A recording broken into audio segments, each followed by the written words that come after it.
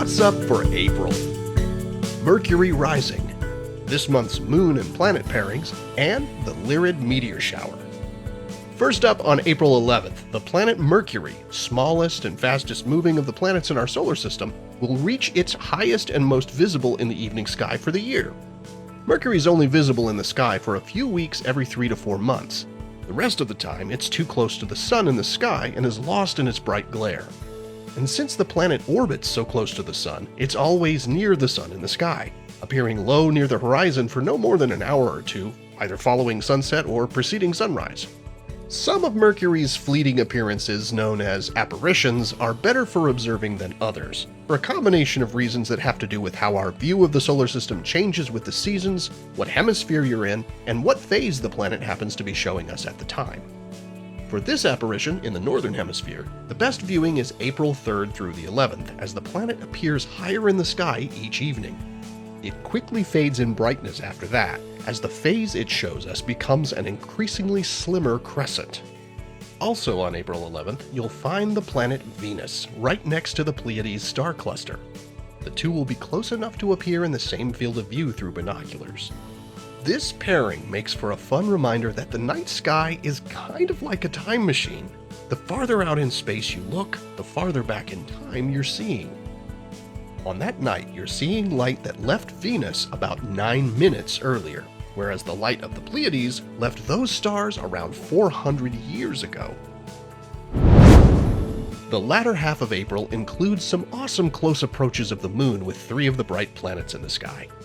On April 15th and 16th, you'll find the crescent moon rising with Saturn. Find them low in the southeastern sky in the couple of hours before sunrise.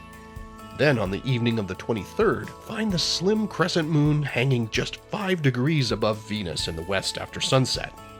And on April 25th, the moon finds its way over to Mars high up in the west after dark.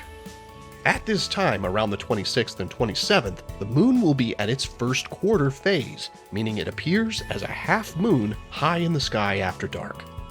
The first quarter moon is a great time to pull out your binoculars or telescope if you have them, as it's an ideal time to observe the moon's craters and mountains along the terminator, the day-night boundary, with ease.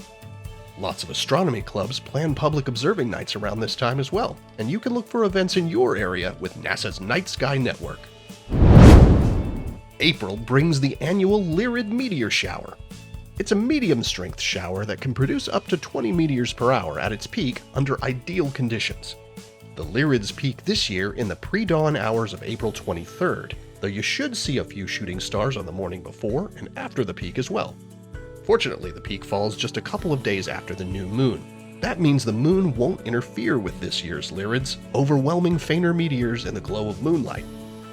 The Lyrids are named for the constellation Lyra, which is near the point in the sky where their meteors appear to come from, called the radiant. They're one of the oldest known meteor showers, with the first recorded sighting in China some 2,700 years ago. They originate as dust particles from a comet during its 400-year orbit around the Sun. The Lyrids tend to produce fast-moving meteors that lack persistent trails, but they can also produce the occasional bright meteor called a fireball. To observe them, find a comfortable spot away from bright city lights, get horizontal, and look straight up. You'll see the most meteors by looking slightly away from the origin point, which is near the bright star Vega.